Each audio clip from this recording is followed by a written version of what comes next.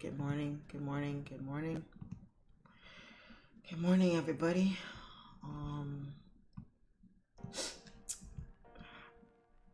Let's get into it. Let's get into it. Let's get into it.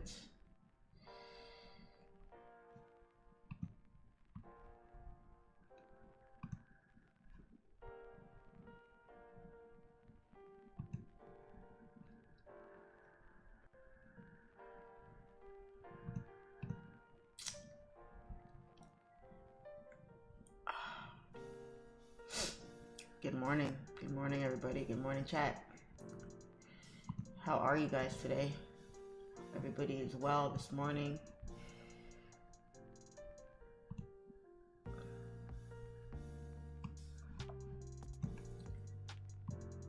We're going to get started here shortly.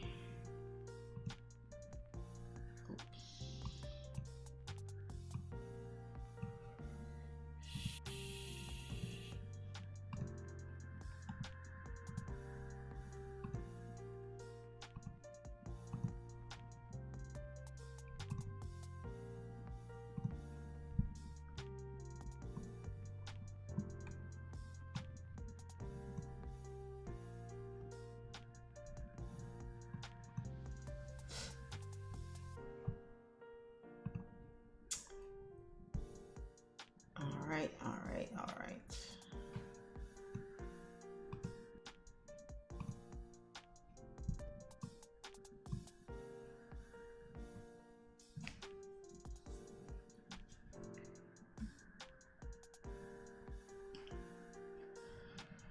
Okay, so we got the Zoom chat going. We have,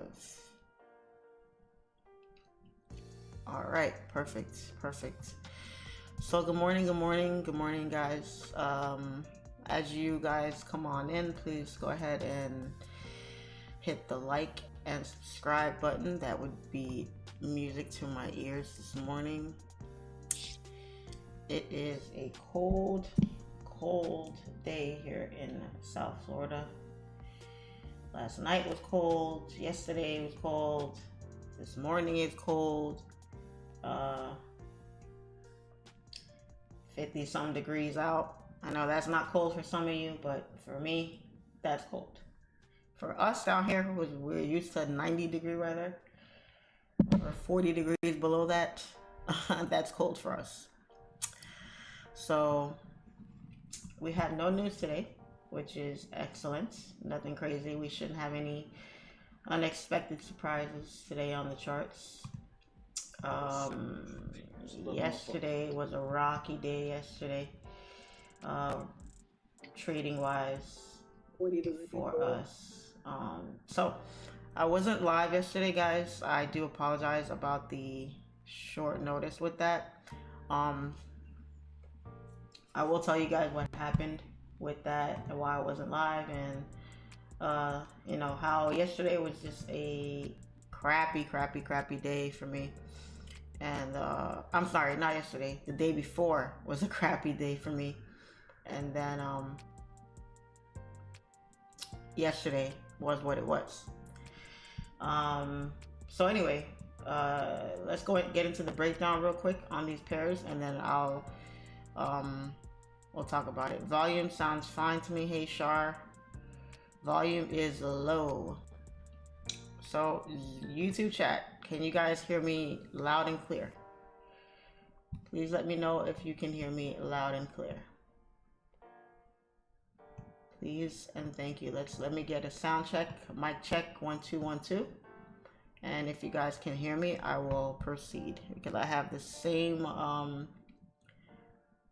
settings on my computer that I always do. Zoom chat, you guys are fine. You guys don't get the same effect as the YouTube. So I know the Zoom can hear me just fine. I'm never worried about the Zoom. Whenever I ask for a sound check, it's never to the Zoom. You guys are different, but the YouTube chat is what I need to know. Okay, so I only see one person saying it's low. Everybody else saying it's loud. It's loud and clear. Okay, perfect. Let's get into it here.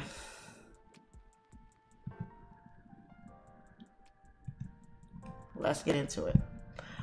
So yesterday on US30, let me delete this for a hot second here real quick. Yesterday on US30, I had an analysis that looked a little something like this. Something like that. I was looking for price to pull back from, I think from here, tap into my zone, and then come all the way down.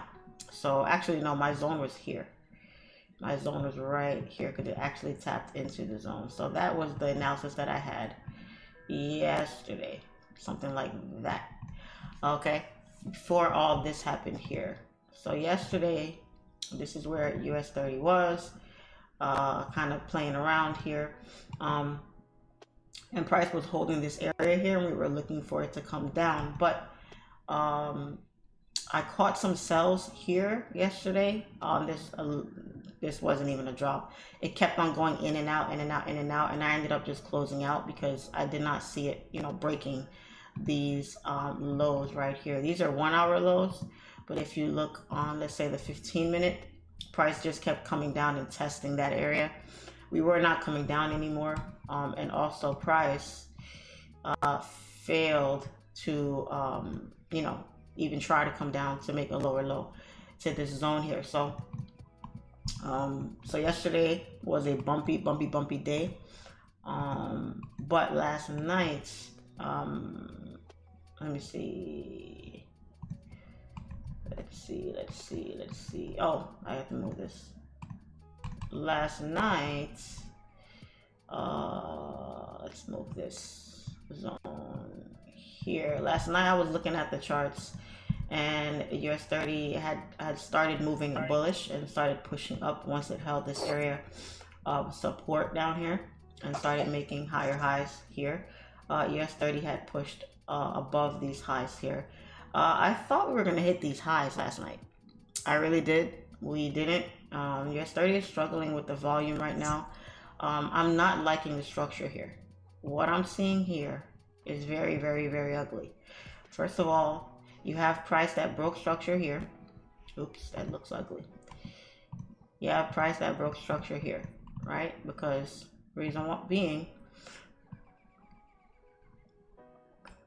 okay, you had price that was holding resistance and pushing bearish, pushing up. This big ass bullish engulfing here completely broke structure. We tested it several times before price decided to go bullish.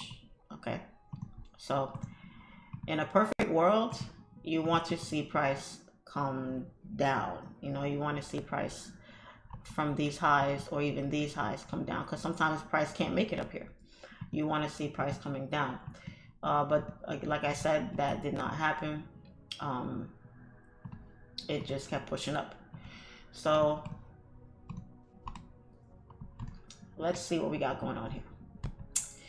So on US30 currently, we are very heavily bullish. Okay, very heavily bullish. If I mark off my lows here, this is what we want to see. Okay, price moving up, moving up, moving up, creating higher highs. Now we're making all-time highs, or we're about to tap into our all-time highs. Now this is why I really like what's happening here to a degree.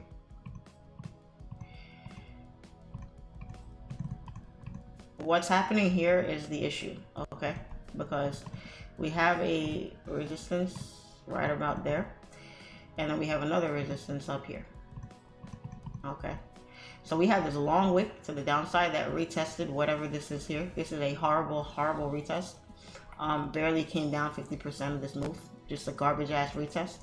And now price is lingering in this little range here, okay? It's lingering. People are saying there's a head and shoulders on the 4 hour. I don't really see that.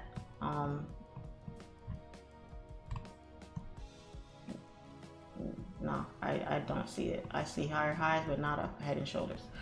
Okay, so basically we're bullish. We have created a nice 4 hour support here, and a daily support as well. So price is left that long wick. I have no doubt that price should continue bullish. I'm not seeing anything in the way of sells. I don't even need to go to the lower time frames to see I think we have rejected these highs a couple times, and it makes sense that we rejected these highs here 1, 2, 3, maybe 4 times. We'll see today, because we had 1, 2, 3, 4 rejections at this area, and if we continue going left, we also have multiple rejections over here. So this area has proven to be very strong. That's probably why price is struggling here. Every time price came to this zone, or this price area, which is the 38542 area, price has been struggling to break that area. So we need some nice volume to kind of push us on through and get us on up. So if we can get that, that would be great for today, for us to grab, you know, a setup. Now let's dig a little bit deeper. Let's dig a little deeper. Okay, I'm gonna put this zone right there. We know this is a wick. Let's swing on down to the 1 hour. Hold on.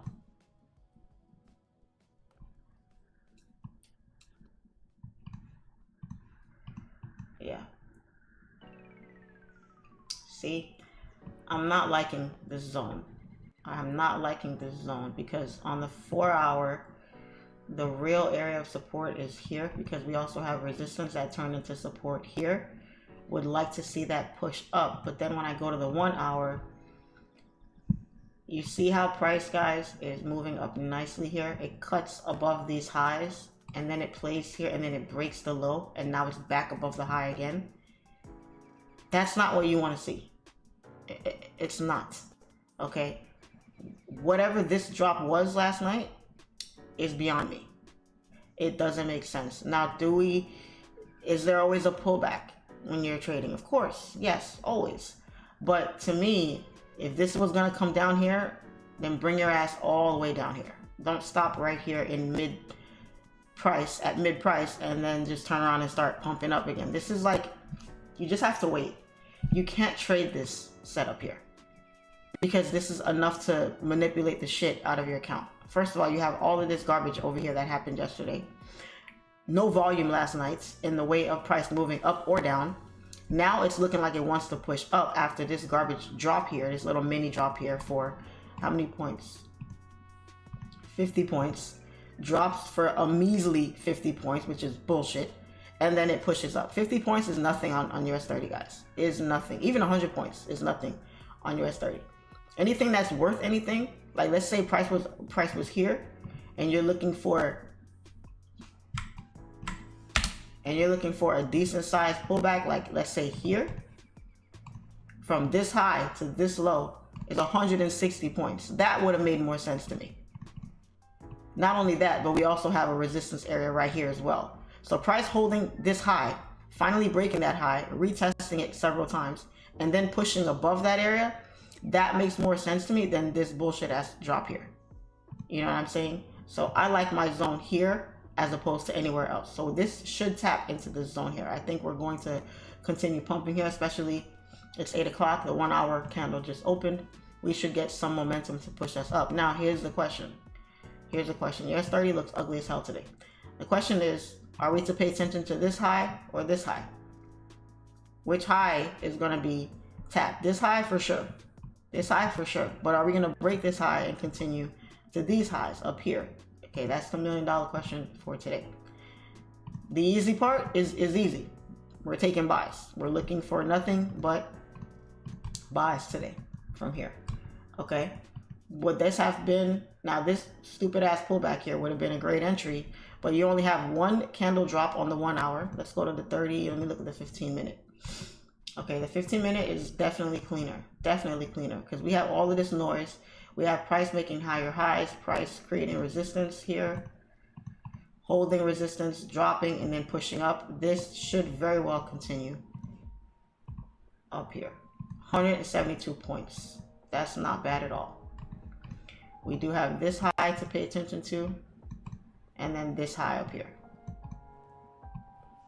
So right now, obviously, I don't take entries when they're ridiculously far away from support, which this is. So we're just gonna have to wait. If you want to take a buy here, go right ahead.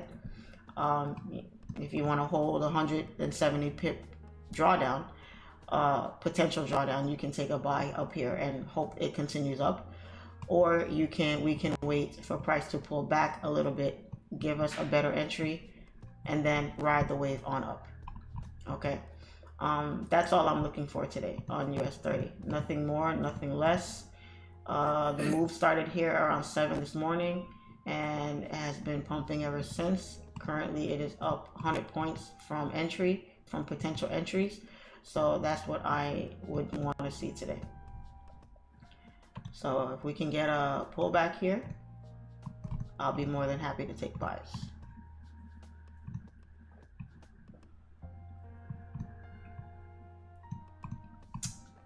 Okay.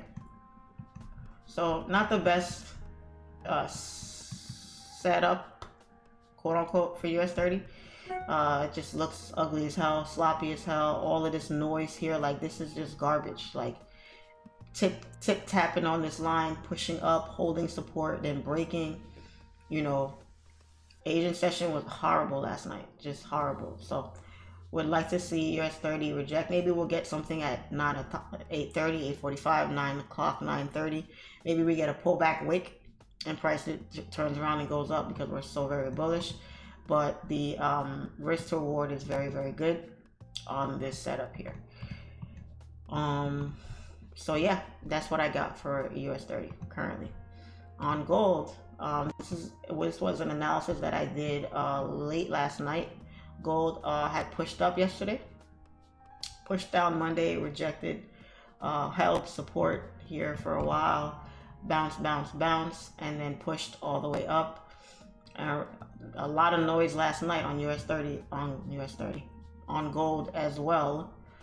I'm seeing sells on gold. We hit this supply area here. Price did not break this zone. We're slowly but surely coming on down.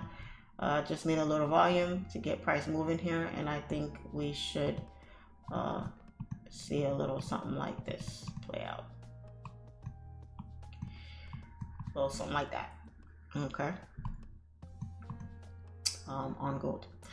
But yeah, not too much. If I go to the higher time frames, I'll show you guys why I'm seeing sells right now. Actually, let me see here, because on gold,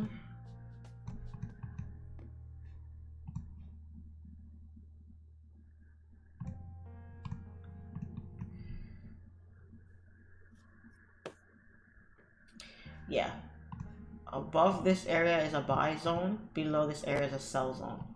So this is the 4-hour time frame here, guys, and we are struggling to break on the 4. The 4-hour formed a support. We broke support on the 4. This is pushing down. It broke the low of the previous candle. It broke this previous low. We just need a volume to take us down. Now the thing about it is,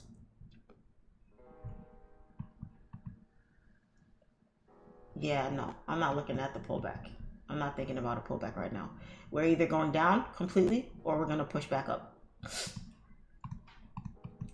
Anything above here for buy. So price needs to respect this zone. If we respect this zone here, we are very much still bearish. If we don't, and we push above this area here, the sells are invalidated and the buys will take off to retest these highs. So basically it's a 50-50 shot on gold. Just need a little volume, but the way it's moving down now, I would take a sell all day long from this area here. We're respecting resistance. We tapped into our supply. Price is slowly moving down, breaking lows, and you have a nice clean move to the downside to at least this area here, and that's for 90 points. So definitely would take a sell here if I was trading gold. This is an excellent entry here. Price is struggling to come. We just need one good push and let this thing come tumbling on down. Could you apply fibs on that gold setup? No, you don't need a fib here. This is not a fib play. Okay, at least not from what I'm seeing. Maybe my style of trading doesn't call for it. Your style might. It all depends. It all depends. Okay. So can we get the likes up, guys, if that's all right? I would really appreciate it if you guys, there's 700 people watching, if we could just get the likes up, that would be awesome. So that's what I got for you guys. I hope these analyses were good for you guys and good to go. So we're gonna keep an eye on US30 here to see if we get a pullback, so we can jump in for some entries here. So yesterday, first of all, I apologize for being tired today. I was on the phone until almost 2 in the morning last night. Very tired. Did not get a good night's rest. So I apologize. I'm very nervous today. Very tired today.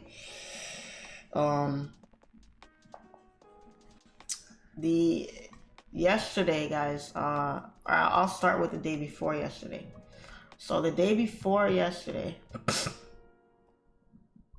I had to go to court. This was Monday. I had to go to court to go testify in that case that I told you guys about, that trial that I told you guys about. And then they told me to be there at 1:30. So ended the live, you know, went, took a shower, got dressed, got something to eat, and then headed out the door. They told me to be there at 1:30. I texted the state attorney, or USAA, whatever they call them, to let him know that I was on my way. Am I still going to be on at 1:30? You know, are we going as scheduled? He said, he took a while to respond to me. I was on my way there. I was in a little bit of traffic, and he said, hey, yes, thank you for coming. The defendant, to me, he was faking. I'm pretty positive he was faking, but he started complaining about chest pains and all this other stuff, and they had to stop the trial because, you know, they had to call fire rescue to come get him and all of that. So they're like, okay, so while this guy is with fire rescue, what we'll do is we'll take lunch. So this was around the time I was supposed to go on. This was around like 12:45, 1 o'clock. So anyway, long story short, there's nothing wrong with this guy, guys. There's nothing wrong with him. Before they even told me that this guy started complaining about chest pains and all that, I knew it was bullshit, because from my time of being a cop, you deal with that a lot. When you arrest somebody, when they're caught doing something, or they know they're about to go to jail or go to prison or something, they know they don't have bail money to get out. They know they might not even get bail depending on their history or what they're being arrested for. They will do everything in their power to delay the process. And a big part of that is faking some type of injury or health scare, or like, I used to have to arrest somebody for something on a call for whatever, and the person will say, I want to kill myself. And when you say that, all you have to do is say it, and automatically you're getting Baker Acted at that point. And a Baker Act, for those of you that don't know, you're basically getting put into a mental hospital, because they like, oh, you want to kill yourself? You're crazy. Let's take your ass, you know, into you know, clinic or health place or whatever, to get you looked at, evaluated and all that. So some people, you know, those that don't want to go to jail, people that know the system and know how to play games with the system, they know that. So they're going to say stuff like, oh, I want to kill myself. Oh, I'm having suicidal thoughts. You know, they'll say these things, and you're looking at them and you know they're bullshitting. Like, we know you're full of shit. Like, no, you don't want to kill yourself. You just don't want to go to jail right now, you know, because they know that when you get put inside a mental hospital, it's a mandatory 72-hour hold. So you're in there for 3 days, kicking it, chilling, eating ham sandwiches, you know, not dealing with the conditions of jail. But the thing about it is, those places are, to me, just as nasty as jail is, honestly. Like, I spent a lot of time inside those places, and I just can't. I don't know how people do it. So anyway, the guy says that, he has chest pains. He wants to go to the hospital, get looked at, whatever. So they stop the trial, stop everything. Everybody goes to lunch. This guy's at the hospital, this and that. So I'm there. It's like 2 o'clock, and they put you in this little room, which is right outside the courtroom. And that's where all the witnesses and everybody stays. And for whatever reason, they wouldn't let anybody like really watch the trial. It was only the attorneys, the jury, the alternates, and the family of the defendant and the victim that were allowed inside the courtroom. They didn't let anybody else, not even the witnesses. The witnesses couldn't even watch the trial. You just had to wait until they needed you to testify, and then you had to leave after that. So I was like, if they would have let me sit in the courtroom to wait until my time came up, it would have made it a little bit more bearable. But the fact that they didn't was a mess, because as soon as you walk into the courthouse, they take your phone, because it's a federal case. So you're walking into like a federal building basically. And as soon as you walk in there, it's like a ghost town in there. There's like 3 security guards at the door. There's all these different floors. There's literally nobody on those floors. Everybody is inside a courtroom, either in trial, you know, doing whatever, and that's it. It's not like a regular courthouse where you walk in and you see a bunch of people walking around. You see a lot of commotion going on. It's a completely different vibe. It's like you're walking into a big ass library and there's only a couple people in there. So they take your phone, because you can't have your phone. You can't record. You can't talk to anybody. You can't nothing. They put you in that freaking room, cold as shit, and you're sitting in there, literally just sitting there. You're by yourself. It's quiet as hell, because even though you're right outside the courtroom, you can't hear what's going on in the courtroom. And you just have to sit there and wait. And guys, I sat there for 3.5 hours. 3.5 freaking hours. I was livid. I was livid, because I was supposed to be on at 1:30. This motherfucker fakes a heart attack. They stopped the trial for however much time. Everybody goes to lunch, and I'm just like, why am I here right now? Like, y'all, I didn't even, and what's worse is, it wasn't like I was an important witness. I did not see anything. I just happened to be the first person to respond, but I don't know anything. So it's like I was gonna be on the stand all of 5 minutes, because there was not much they could ask me. So it was, well, what time was it? It was 3:58, because I looked at the clock, and I said, I am out. I don't give a shit. If they could come out here right now and tell me to walk in there, I'm leaving. Got up, picked up my bag and my sweater, and I walked out. Walked out of the room, got down the elevator, and left.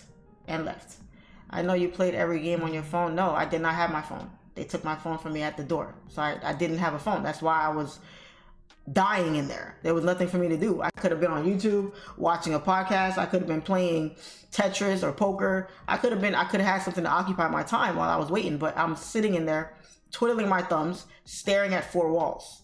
So I didn't have anything in there. So y'all, I left. I got up and walked out. I was gone. So I'm sitting in traffic, and it's raining. It's cold outside and it's raining. I'm sitting in traffic, and the attorney calls me, and I'm like, and it's 4:58. It's a whole hour later, guys. I left at 3:58. He calls me at 4:58 and says to me, actually, no, they texted me first. They texted me and was like, hey, we saw that you left. You know, we apologize about today. You know, the guy that was on trial, they said the guy's name to me. You know, he had chest problems or whatever, and that really delayed everything. We're really sorry. We need you to come in tomorrow at 9 a.m. Trial starts at 9. And I'm like, fuck that. I know y'all not paying me to be here. So I didn't respond. I didn't even respond because I was so mad. I was so mad. My dude calls me. I can't even talk to him. I'm so pissed. So I didn't talk to anybody. My realtor called me. My realtor is like, damn, you all right? Like, you could tell when I'm mad, guys, agitated, I can't hide it. I just, you know, I'm just pissed, and I just need to be left alone. I need to like get over it, you know, let the feeling pass, you know? So yesterday, everybody, you know, I didn't snap at anybody yesterday, but if you caught me yesterday, you could have got snapped on the day before, because I was so agitated. So anyway, I didn't respond to the text. So then they called me. I guess they saw I wasn't responding. It was like 30 minutes later. I'm walking into my house and they called me. And the first time they called, I didn't answer. He called like 5 minutes again later. And I'm like, all right, let me talk to these people because I can't just disappear. I gotta say something to them. And I want them to know how upset I was about today, about them wasting my time today. I know it wasn't their fault, but still. So I answered the phone, and it wasn't the attorney, it was his assistant, like his right-hand man, I guess. And he was so nice, so polite. He's like, hey, Charlene, you know, we're so sorry about today. We know we had you waiting some time. This is what happened. Boom, boom, boom. You know, we're really sorry, but we really need you to come in tomorrow. And we promise we'll have you first on the stand tomorrow. As soon as the trial starts at 9 a.m., you're going to be the first one up there. We're going to get your testimony, you know, on the record or whatever. And then we'll let you go about your day. We know you have to work in the morning, this and that, but can you please come to trial tomorrow at 9 a.m.? So I'm like, listen, today was a shitty ass day, and I was pissed. So I'm like, listen, today was a horrible day for me. You guys literally wasted my entire afternoon. I get it that he had his issues or whatever, but we all know he was bullshitting. But the least y'all could have did was say, hey, we're not gonna be able to get you on today. Can you come back at this time? Like, y'all could have saved me half my afternoon instead of having me sit there and wait and wait and wait, right? So he's like, yeah, you know, we're sorry, this and that. Anyway, long story short, the guy he's very nice on the phone. I talked to him cool, and I said, okay, you know, I gotta be there at 9. I gotta be there at 9 because if you're not there, then he's like, you know, unfortunately, we have to subpoena you. We don't want to have to go through that. It's gonna delay everything, and I know it's gonna be an issue for you, whatever. Just please work with us and come back tomorrow. We promise. You'll be the first one on the stand after what happened today. I said, okay, cool. So yesterday comes around. Obviously, I can't do the live because I have to be in Miami for this trial. So, you're supposed to take care of your dad. I have to be there at 9 o'clock. I didn't leave my house until 8:30 on purpose. I didn't leave my house until 8:30 on purpose because they made me wait. I'm gonna make them wait. I didn't give a shit. I was gonna be petty. So I get there. The guy texts me, hey, we're about to start soon. Are you on your way? Are you close by? And I said, Gold, what are you doing? Get your ass down here. See what Gold is doing, y'all? I said, I'm sorry, in a little bit of traffic. I'm on my way. He said, what's your ETA? I said 30 minutes. So cool. So I got there at 9:45-ish, right around 9:45. And I walk in, the trial. So he says, since you're not here right now, I know we said we'd have you first, but the trial is starting right now. This was like 9:15. And the attorney says we're gonna have the crime scene tech go on first. They won't be long. By the time you get here, you should be going right on. So I said, okay, cool. So they put the tech on there. I got there, took my phone, took all my shit, go back upstairs and go wait in that same little room they had me in before. And I was there maybe no more than maybe 10 minutes. So then the guy comes in, says, hey, walks in, and he was so handsome. I was like, oh, wow, this is a very handsome white guy. So this is the guy I've been talking to all this time. I never knew what he looked like, but he was very handsome. He was so nice to me. Came in there, shook my head, apologized again for what happened the day before. And he's like, I promise we're going to come get you in a few minutes and you're going to be good to go. He says, have you ever testified on trial before in a federal case? I said, no. He said, you should be fine.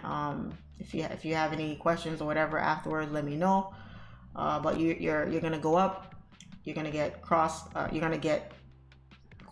by the USAA and for a couple minutes, and then you're probably going to get cross-examined by the defense.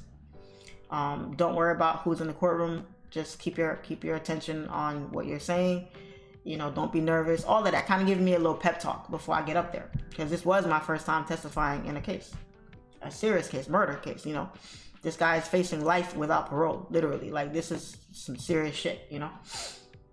So he's like, all right, I'm gonna come back and get you in a few minutes. So he comes back and gets me. I walk in there. I'm so nervous, guys. I'm so nervous because when you walk in the courtroom, there's like people over here, people over here. There's a box where the jury, and there was like 15 people or something in the jury. Then you see the judge, you see the court reporter and everybody in the front. It's super quiet. You could hear a pin drop in there. And when you walk in, the defendant is in there, and the defendant is looking like everybody that walks up there, I'm sure the defendant is looking at. And I walk in, the first place my eyes go is the defendant, because I want to know what this guy looked like. Like, who is this guy that shot this kid, supposedly accused of killing this kid? You know, I wanted to see what he looked like. So I look over at him, and his guy's this young black male, dreads. They always got dreads, right? I don't know what it is with dreads. They always got dreads. They were short, but he had dreads.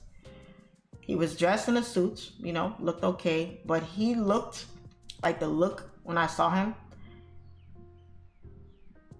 It was a mix between fear and I don't give a shit. Like, it was a mix between those two. I couldn't really get a good read on him.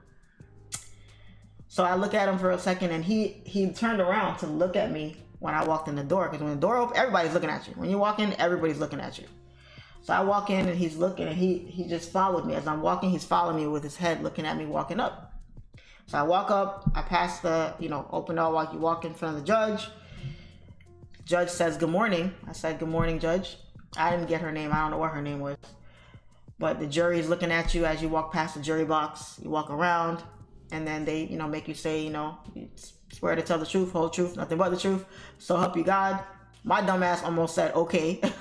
I said, I do. You're supposed to say I do. My dumbass almost said yes or okay or some shit. Because I was so nervous, you know, just being up there.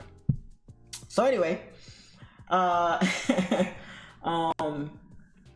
I sit down in the box. There's like a little TV screen in front of you, I guess, to show you evidence or whatever they need to show you on the stand. So the attorney walks up. She says, good morning. Please introduce yourself. I just said, my name is Charlene Cadet. I don't know what else I'm supposed to say. But she said, you know, where were you, you know, on this so-and-so date, where were you employed? I told them, you know, I was a police officer, da-da-da-da. How long, where was I assigned to? They get like a little bit of background on you. So I was sitting up there, guys, and they played the 911 call. I don't know why. I don't know what it really had to do with my testimony, but they played the 911 call. And it was loud. Like, you could hear it all through the courtroom. It was loud as hell. Lady calls, guys. And guys, please don't take offense to me saying this, but this shooting happened in a place called Little Haiti in Miami, Florida. And if you're familiar with that area, it's called Little Haiti because it's a predominantly Haitian area and a predominantly ghetto area. The people that live there, well, on the good side, they're fixing it up now. They're like gentrifying it right now, but on the ghetto side, there's a whole bunch of ghetto people that live out there. Okay. So the person that called, I could tell, was a young lady, ghetto chick, like ghetto chick. I just heard a crash. Oh my God, this guy, somebody, I need to get somebody out here right now. Oh my God, he's going to die. What the fuck? She was cussing up a storm on that call. Cussing out the 911 operator, like cussing the people out.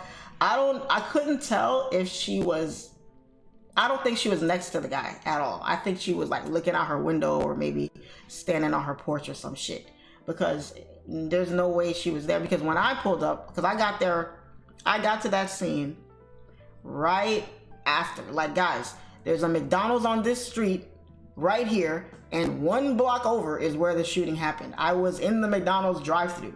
I heard the gunshots right next to me. I heard, before the call came out, I was like, there it is. I was just trying to get a large fry. I couldn't even get my fries. I had to head over to that call. You hear gunshots, guys. You can't just ignore it. You gotta go. You gotta go. You don't know if it was a kid shot, person that you could save, if they're coming around the block to shoot up the block. You don't even know. You hear gunshots, automatically your antennas go up. My vest was already on. I get there, pull my gun out, and I'm ready. I'm ready to bust some toast because I'm trying to see what's going on here. You get me? So the lady's on the phone, screaming. Charlene, please tell us which account is better. I have Pro. Okay. Lady screaming, where the fuck are the cops? Where the fuck are the police? Da da da da da. And then you can hear the sirens in the background while the lady's on the phone with the 911 operator. She's trying to get the address. She's like, you know, can you talk to him? She's like, no, he's not saying nothing. Now, the thing is, I don't think she was next to him because there was no time for her to, wherever she was at, to leave, make it over to him, call 911, talk to 911, and be in front of him, because when I got there, nobody was out there. There was nobody out there when I got there, and I remember that explicitly. So anyway, they played a 911 call. I had never heard the 911 call before. That was the first time I heard the 911 call. It was crazy. He's like, oh my God, this kid's gonna die. Get somebody out here, He's gonna die. So they asked me, what did I witness when I got there? So they showed me a picture of the scene. They showed me the car and everything. I remembered it. I remembered it like yesterday. You don't forget stuff like that, guys. If you see somebody getting shot up, getting killed in front of you, taking their last breath, you just don't forget stuff like that.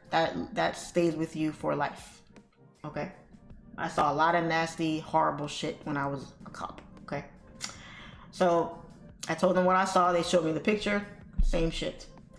So the questions were pretty basic. You know, what did you see? Did you see da da da da? It was when the defense attorney got up that I felt a little bit nervous. Because first of all, the defense attorney looked, first of all, he was very nonchalant. And he looked mean as hell. Like, he didn't crack a smile. He didn't say good morning when he came up. I mean, there was nothing I could say that's going to hurt his case. But I'm looking at his defense attorney and I'm like, yo, this kid's going to jail for the rest of his life. He going to prison. Because his defense attorney did not look like somebody that was like trying to get this dude off at all. He just looked like he didn't give a shit at all. So he comes up there. So the other attorneys done to me. They cross-examine me. The other attorney comes up to me and says, what were you doing? What are you doing now? You know, he said, they asked me, was I a cop still? I said, no. What do you work as? What do you do now? I don't know what the fuck that had to do with anything. But he asked me and I told him. I said, I'm a self-employed day trader. Oh, okay, cool. So then he says, based on your recollection of when you arrived on that scene, did you witness the car crashing? I said, no. He said, what else did he ask me? He said, did you witness anything being thrown out of the vehicle? I said, no. He said, did you see any guns inside the vehicle? And I thought about it for a second. And I was like, I don't remember seeing no guns in the car. Did you see a gun on the defendant inside the vehicle? No. Did you attempt to check the victim for a weapon? No. What? No. The guy was gasping for air. He's about to die. He's like, any second now he's about to die. So no, I didn't witness a gun on. Even if I did, you know, I would have acted on it, whatever. So anyway, he says, that was it. He asked me a couple questions like that, and then he was done. Like, it was no more than maybe 4 or 5 questions. So the judge says, thank you. You can step down, and then you can leave. So I walk out, and then the same guy that was talking to me before, he was waiting for me outside the courtroom. He says, are you okay? I was like, yeah. He said, how was it? This and that. Because he couldn't be in the room when I was testifying. I said, it was fine. It was quick. You know, nothing crazy. And he says, okay, well, thank you so much. You know, this is going to mean a lot. This and that, whatever. I don't see how. Nothing I said up there was going to make or break that case. They really didn't need me, y'all. They really didn't need me. So anyway, I leave. And I leave, go get my car, and I take off. And I'm not going to tell y'all the second part of the story. I'm not going to tell y'all all that because it's a little personal. But it doesn't have to do with the trial. It has something else that happened to me yesterday. But anyway, guys, that was yesterday. That's what happened yesterday. That's why I could not go live with y'all, because I had to deal with all of that. It was a lot. It was a lot. But I never got to testify when I was an actual cop. And then I leave being a cop, and here I am testifying in a very important federal case. And guys, let me tell y'all,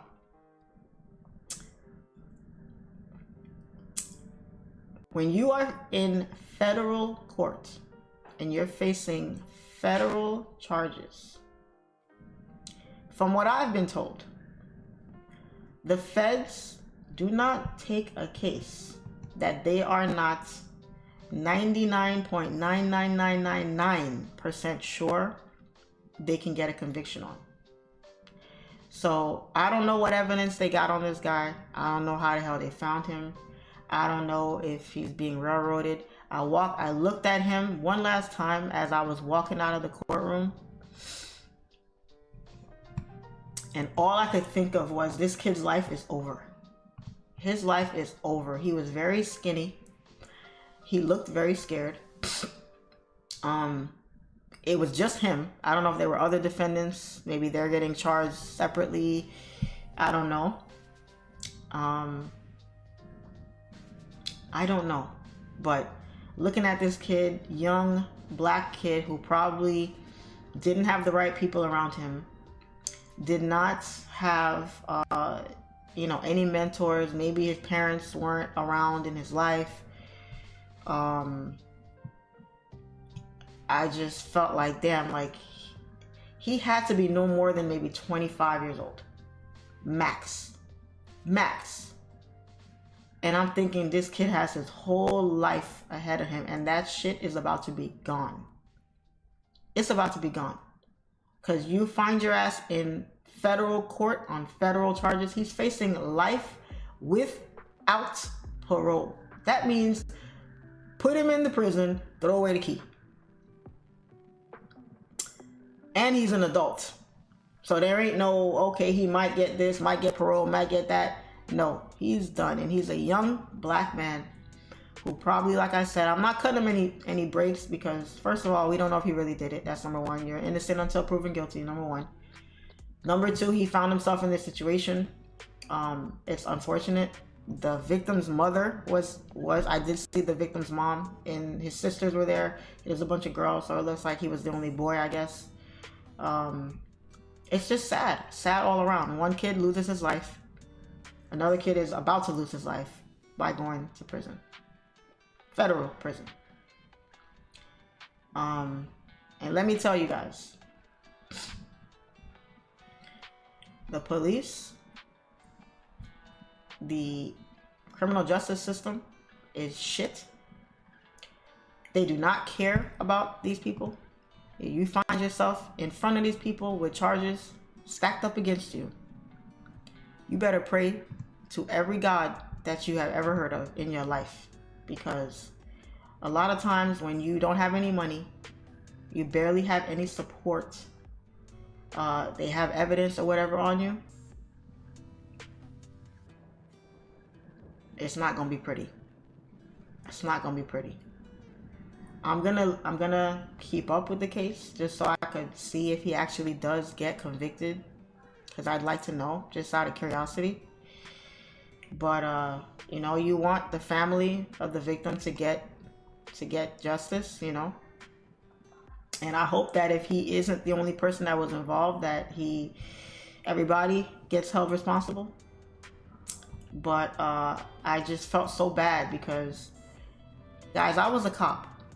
I was on the other side, and you see that stuff you see on TV where cops be planting shit on people, lying on people, looking for shit to arrest people for and all that.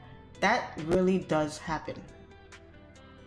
And it's one of the reasons why I mean, it's kind of bittersweet, because I didn't want to be a cop anymore because I didn't care for the job.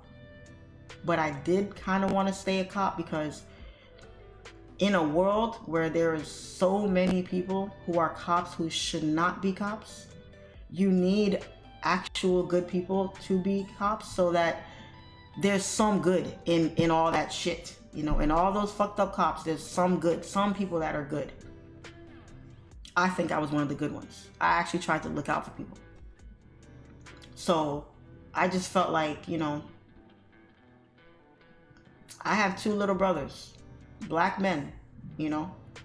I don't want them to get stopped. I don't want them to get lied on. I mean, my parents raised us well, so we weren't involved in no gang life, or we didn't go hungry, and we weren't, you know, we were raised well. We were raised right, so we weren't involved in any of that shit. But for people that are not so lucky, who have parents who are not active in their lives, or they have, you know, struggles, poverty, you know, no stable household, father not in the picture, or mom not in the picture, or mother, parents on drugs or alcoholics, or, you know, kids that find themselves, that were not asked to be put in those situations, that are put in those situations, find themselves looking for acceptance, joining gangs, doing things they shouldn't be doing, and then you find yourself in that situation. In your mid-20s, with your whole life ahead of you, about to be put in a box and forgotten about for the rest of your life. It's just very sad. It's very, very, very sad. I felt bad for both sides. They're not going to show this kid no mercy. I'm telling y'all. I'm telling y'all. When you're black, it is what it is, guys. I know people say, oh, you shouldn't make it always about race, about race. It is what it is. It's always about race. It's always about race. Not saying if he was white, he wouldn't have got the same treatment. But guys, listen. You gotta work twice as hard when you're black. You just have to. We in 2024 are still dealing with this shit. And I don't see it stopping anytime soon. So I took one last look at him, and I'm just like, man, I don't know. I feel bad. But if you do the crime, hey, you gotta pay the piper. You gotta pay the piper. Do I feel like he deserves life? He took a life. But do I feel like he deserves life? That's not up to me to decide. But if you do something in your 20s, guys, how many of us have made mistakes in our lives? All of us have made mistakes. Now, murder is a different ballgame, obviously. Different ballgame. It's not like you stole a candy bar here. Took somebody's life. You affected, those actions affect people, other people. That kid had a mom, he had sisters, he had friends, he had people who knew him and loved him. So, not saying he should just get off, but if you do something in your 20s, and this was what, 3-4 years ago, guys. So we're talking 3-4 years ago, which means if let's say he's 25 now, that means he did this shit when he was 20, 21. You don't know shit in your early 20s, guys. You don't. You're still trying to figure out who you are, what you want out of life, what you're gonna do with your life. Who you are in your 20s is not who you are in your 30s. Who you are in your 30s is not who you are in your 40s, and so on and so forth. To say to someone, you make a mistake, a lethal, deadly mistake, in your early 20s when you're still figuring yourself out, where you probably, that kid probably had a chance, if he had the right person come into his life to help him see a better way. To say, hey man, whatever you're about to do right now, I don't think you should do it. He didn't have anybody in his life to help him with that, to show him that what he was about to do was going to literally alter his life forever. You don't think that far ahead at that age. I've done a lot of dumb shit in my 20s. Some things I am not proud of at all. But we're only human. What do you want us to do? We're still kids at that age. You really are. You're still a kid in your 20s, guys. Life don't really start till you turn 30, after your 30s. People who, that's why I don't believe in getting married young. You get married in your 20s, guaranteed you're gonna get divorced. Guaranteed. You don't know who the hell you are. You don't know what you want. How do you know that this person that you know now, while you're 22, 23 years old, is who you want to be with when you're 53 years old? You have no idea. because we change, we grow as human beings. So it wasn't about me. I was upset about my situation, but that day and that moment, it wasn't about me. It wasn't. And unfortunately, this shit happens all the time. It's a regular thing every day. Every day. So it's very heartbreaking. Very, very heartbreaking. This kid is going to have a rough life in jail. Oh, you ready? Jail, prison, whatever. He's going to have a rough life. It's going to be rough. It's going to be rough for him. He's going to have to grow up real fast. Real fast. And he's going to have to be a man quick. Because they are not gonna handle him with kid gloves in there. They're going to throw him in with all the big rough dudes in there that don't give a shit. And he's going to have to wake up every day. He's going to think back. I think people that go to jail for things, that go to prison for a long time for things, when they're in there, they have to think about what they did every day. They have to. Because that's what landed you in there in the first place. You got to think about, damn, was it worth it? Is this life worth it? Eating that shitty ass food. Getting strip searched, taking showers, potentially getting SA'd. Gotta watch your back, gotta join gangs. And then you gotta wonder if you're gonna get visits, you're gonna get letters from your family outside. What's going on outside?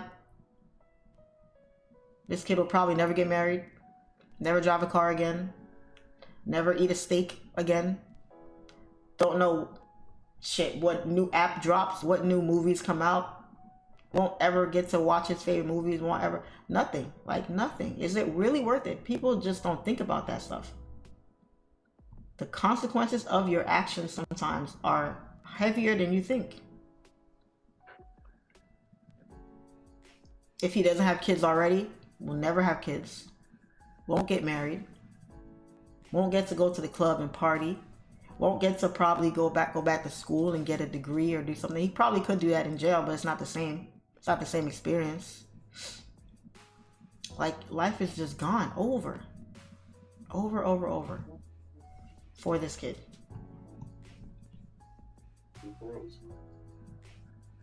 I ain't never seen a sport joke. And then you have the kid that got killed. Now, I'm not saying that, you know, he deserved it or anything like that. I would never say that. But how this kid found himself in that situation, that was a hit. That was a hit. I don't know. They said it was gang related. It was this. It was a whole backstory behind all of this. So, I don't know. But you have a kid that lost his life on some bullshit. On some gang shit. Dumb shit. Just dumb shit, man. I'm sorry. I love my life. I love my freedom. Listen, I'm not going to jail for anybody. I'm not going to jail for anybody. I'll snitch on my mama before I go to jail. That's a joke, guys.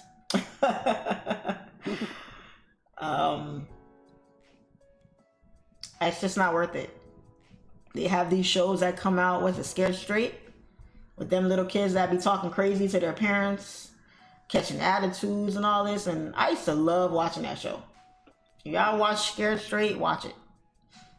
Watch it. Because I don't even think they play it anymore. But the stuff they used to do to them little kids to show them what they were going to experience if they keep walking down the path they're walking down, and what they were going to experience ending up in prison. They out here charging 12, 13-year-old kids as adults, putting them in adult prisons. That is the wildest shit I ever heard in my life. The wildest shit. Can you imagine being 13, 14 years old and being put in a prison with some grown-ass men? I couldn't know. Nope. You a kid. You a jit. You don't know shit. What are you? 12?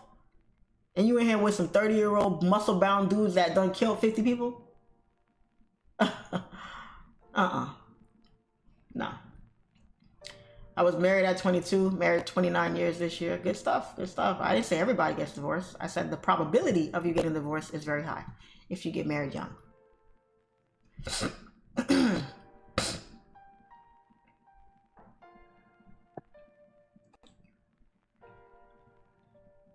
And not only that, guys, the new age generation is not the same as young. Back then, because we have grandparents and parents now, back then, guys, way back when we were kids, people stayed together. People got married and they worked shit out and they stayed together. Today, it's not the same. Gen X, I think they call it, millennials, whatever they call it, they don't work to make shit work anymore. Nowadays, it's the cutoff culture. We live in a cutoff culture. Oh, you pissed me off? Boom, I'm gonna cut you off. Cutting people off now is such a trend. It's a thing. It's almost like a badge of honor now. Oh, I cut off this person, cut off that person, cut off this person, cut off that person. This is somebody you said you loved or you cared about.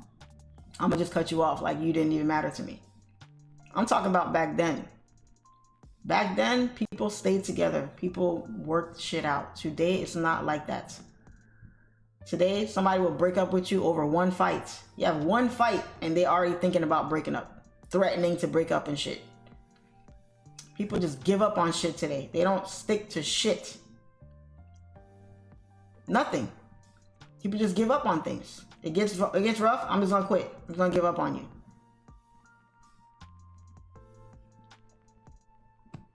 This is the most I love you, but I'll still dip on you generation ever. Ever. Ever. Can't trust anything anybody says these days. It's horrible. It really is. That's why when you find a real one, you gotta hold on to them. You have to cherish it. You have to work through the tough times. You don't just say fuck you and walk off but I still love you, but fuck you. No, it doesn't work that way. Not to me, it doesn't. Not to me, it doesn't.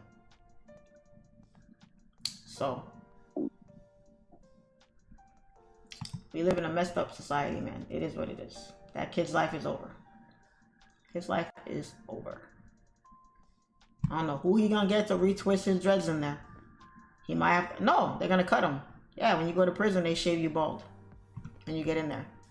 So his dreads are done. No more dreads. Y'all ever seen anybody in prison with dreads? I don't think I've ever seen it. They either got a fade or they're bald. So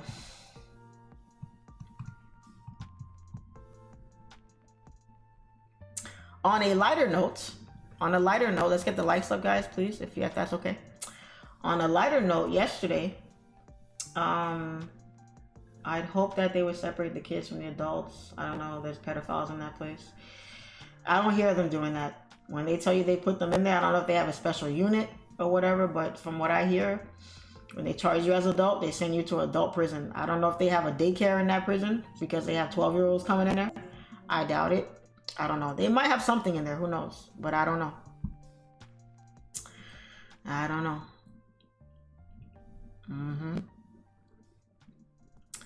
Not their relationship, their job, their families, no commitment, lost generation. It is. Roland Wishers, you're very right. You're right. Shit gets rough at your job, you want to quit. You want to go somewhere else. Somebody make you mad in your family, okay, I'm just going to stop talking to you. I don't even care. We're not going to talk about it. I'm just going to cut you off. Oh, you're pissed off in this relationship? Okay, bye. I got to go. It's awful. It's like, guys, it's life. Every day is not going to be honky-dory. Every day is not going to be perfect. Not saying you have to endure horrible things like, abuse or, crazy shit. But you can't tell me if you really don't have that much issue with that person, it's enough for you to just walk away from it. Or you worked your ass off to get this job and somebody over here does something to piss you off or says something about you or whatever the case might be, and you just, fuck you, I'm gonna leave this job that I worked my ass off to get, that I like, gives me a good schedule, this and that. Listen, people that quit on things every day of their lives, and whenever things get rough, they just quit, are going to find themselves in the exact same position that they're in and year out. They're gonna look over their shoulders 20 years from now and say, damn. And you don't have nobody to blame but yourself. And the problem is sometimes these people don't have anybody in their lives to show them the error of their ways. You have people that are like yes men around you. Yes, yes, you're right. Okay, perfect. Yes. You have nobody that's gonna put you in your place or tell you when you're fucking up or when you're wrong. Or they tell them they're wrong and they can't take no constructive criticism. They don't see anything wrong with what they're doing. It's always the other person. You done left 14 jobs. It was all the jobs that pissed you off. It wasn't you. It was the jobs. You done been through 40 relationships. It wasn't you. It was them. It was the other people in the relationships. Sometimes you gotta look in the goddamn mirror and ask yourself, why does this shit keep happening? I do that all the time. If something in my life keeps repeating itself, I have to ask myself, why does this keep happening? What can I do to change it? How can I work on myself to fix this so it can stop happening? Take accountability. Don't be selfish. Don't be, what's that word everyone is throwing around now? Narcissistic, where you're being selfish and you think everyone else is wrong but you. You sit up on your throne like you're King Tut and you don't do no wrong and it's always the other person, always the other person, always the other person. Sometimes it's fucking you. It is. Straight up. None of us are perfect. Nobody is walking on water around here.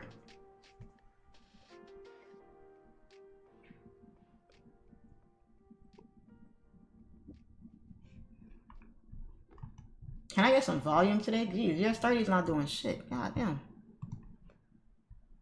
Move already. Gotta take accountability, guys. Take accountability, take responsibility. That's it. Life is short. Y'all want to walk around here quitting on things, complaining about your job, complaining about your family, your friends, you're broke, you don't have this, you don't have that. You think you got all the time in the world. Okay.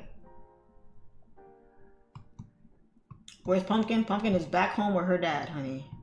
I couldn't wait to get rid of that puppy because she was way too clingy for me. I'm sorry. She was way too clingy for me. But nah, she's a sweetheart. She's a sweetheart. So let me tell y'all what happened to me yesterday. I was driving home. I left court and I was running errands. And I was driving home. And I had to stop to get gas. So I stopped at this gas station that's not too far from my house. And I go get, I pull up in the gas station, but I was watching a YouTube video in my car. So I pull up to the gas station and I didn't get out of my car right away because I'm watching, the rest of the clip or the video before I walk inside to go get gas. Because when I go to gas stations, guys, I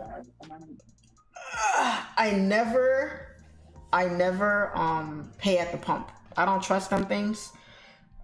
I don't really carry cash on me like that, so I never pay at the pump. I always go inside. So I'm sitting in the car on my phone, but I'm still aware of what's going on around me. I'm sitting at the pump, waiting. My car's off. Just chilling. You walked away from the puppy because it got hard. Nah. I only kept her for that day. My dad was out of town for that one day, so it's all good. That's funny. So I see this guy, Hispanic, older guy. He must have been in his 60s or 70s. He had on a full security uniform, had his badge on and everything at the top, like a pack, not a police badge or anything like that. It's like a badge, the one with your picture and your name and it says what you do or whatever. He had one of those hanging from his shoulder clip. And I saw him looking at me from inside my car. I noticed him looking at me, but he didn't approach or say anything. But I think that's because I was sitting in my car.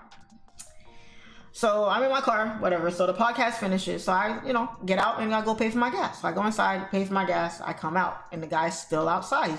And I see him kind of walking to every car that pulls up and he's speaking Spanish. So he's saying something to them and then they say something back and then he walks away.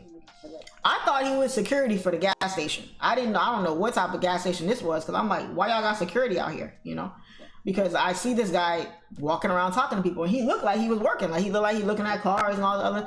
So I don't know. And he had a whole uniform on, so I didn't know. So anyway, I walk inside, pay for my gas. I come out and I go to pumping my gas. And then he walks up to me. And he says in a Hispanic accent, he says, I'm sorry to bother you. And this is with a heavy ass Hispanic accent. I'm not gonna make fun of him by trying to do the accent. I'll just tell y'all what he said. US30 better get his ass down here at 9:30. Stop pushing up and come back down. God dang it. So he walks up to me and he says, I'm sorry to bother you, but I have been here for 2 hours trying to get just a couple of dollars so I can put gas in my car. I just got a job as a security guard working overnight, and I'm trying to make out what he's saying as he's talking to me. Working overnight, and I borrowed my brother's car, but there's no gas in it, and I have to get to work. If you could please help me. And he goes like this, but he just walks away. He doesn't even like wait for my response. And I think he did that because he was used to, he said he was there for 2 hours asking around. I think he didn't want to like wait because he probably thought I was going to say no, because he just went like this and just turns around and walks away. So I said to him, I called him, I'm like, yo, which one's your car? Which car is yours? And he showed me. It was like a van or an SUV or something like that. I don't know. It looked like it was a Buick. It was one of those Buicks that looks like a SUV. So you are wrong about gold. I'm not wrong about shit, buddy. Gold is still sitting inside this zone here. If it breaks the zone, we're going up. If it don't break, it's going down. Either way, I'm not in this trade. So nobody's wrong about nothing. So he showed me his car and I was like, okay, I got you. I said, what pump are you on? Okay, pump 8, cool. So I walk inside and I say, hey, put 55 on pump 8 for me. Guy goes, okay, cool. So I walk outside, I'm walking over to him and I give him the thumbs up, like go ahead and pump. So he pulls out the pump thing and he goes to pump and he says, thank you, thank you, thank you. And then I said, it's for 55. That's what I said. Like I screamed it over to him as I was walking over to him. And then he says, oh, $5. And I said, no, $55. And y'all, this man started crying, like bawling, crying. He walked over to me, grabbed my hand, was like, thank you, thank you. He kissed me on the top of my hand, which I kind of didn't like, because I'm like, bro, I don't know you. Why, you know, I'm squeamish like that. I don't want people I don't know all on me like that. But I sucked it up because I could see how emotional he was in that moment, because he probably was out there for all that time asking people for some money to put gas in his car, and everybody was telling him no. Because the time that I was there sitting in my car watching that podcast was easily maybe 10 minutes. I was sitting in my car, and in that 10-minute time, I seen him walk to multiple cars and nobody gave him money. Nobody. Everybody told him no.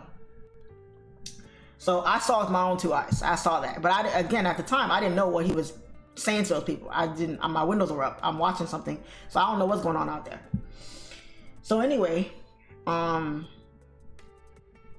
he was so emotional. So anyway, he goes to pump the gas, and I don't know if he messed up the pump or whatever the case was, because it wouldn't pump. The gas wouldn't come out. So I seen him clicking, the gas won't come out. So I'm like, is it working? And he's like, he gives me like, shakes his head like, no. So I walk back inside. I say, hey, is pump 8 working? Because, you know, the gas is not coming out. And the guy's like, oh, he needs to hang it up and it canceled the transaction, so you need to do it again. So I'm like, okay, but can you send somebody out there to make sure? Because I don't want that to happen again. I gotta go. I'm not gonna keep walking back and forth here. So I pay for the gas again. And the guy walks out with us and he walks over. So the guy, the gas station attendant that walked out with him spoke Spanish. So the guy's out there and he's talking to him. So he fixes the pump, whatever was wrong with it, and they get the pump going. So he's talking to the guy. I get in my car and I'm about to pull off. But I thought for a second, I said, you know, he was so thankful. He was so happy, so thankful. But I said, if this guy, because he said COVID had messed him up. This was his first job since COVID. You know, he didn't want to lose the job. You know, that was his first day on the job. You know, he's working nights, all that. So I said, if he doesn't have any money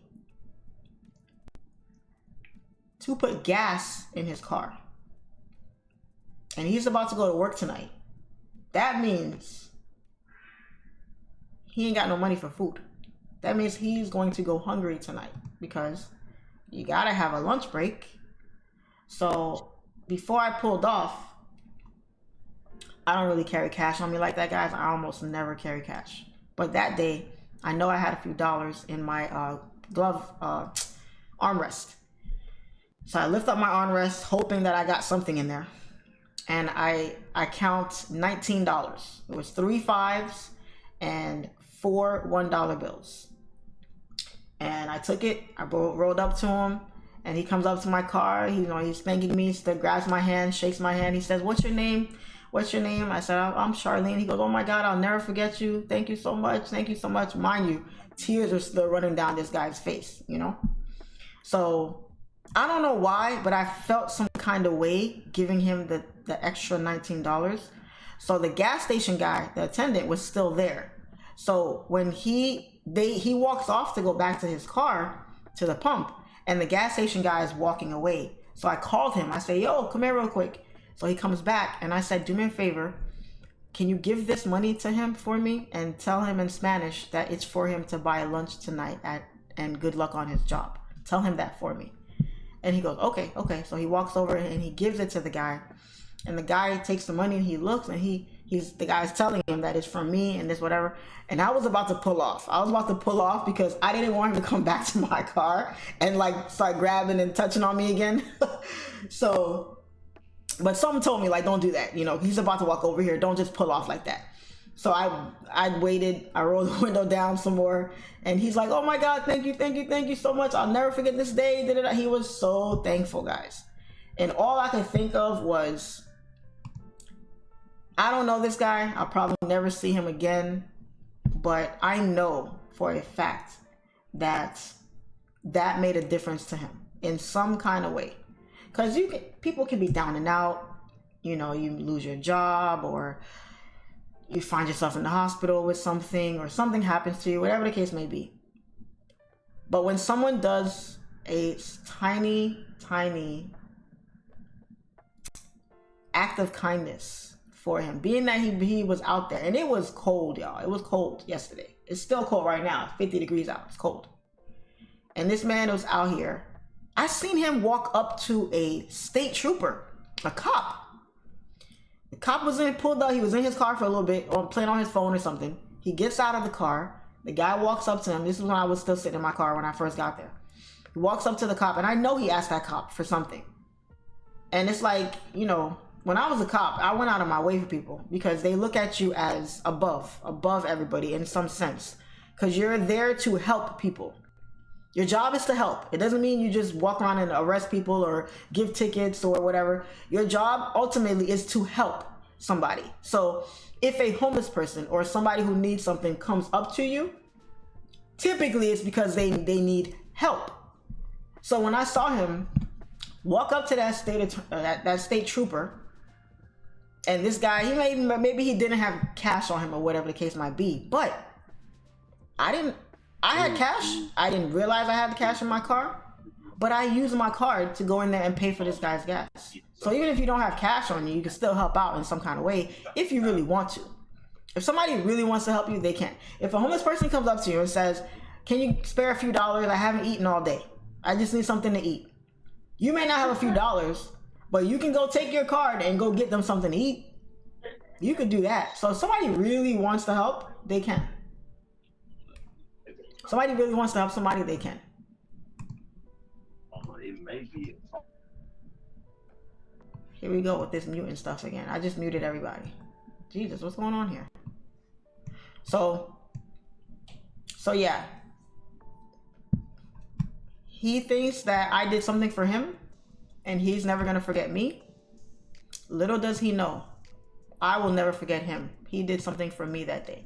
Because when you help other people, guys, it does something to you. You indirectly help yourself in some kind of way. In some kind of way. And no, I will never forget him. And I didn't even get his name. I didn't even get his name. He asked me my name, I said it. I didn't even ask him his name, but I don't know, it was weird. It was a weird exchange because through him talking to me, He was like fighting tears, like talking through tears the whole time.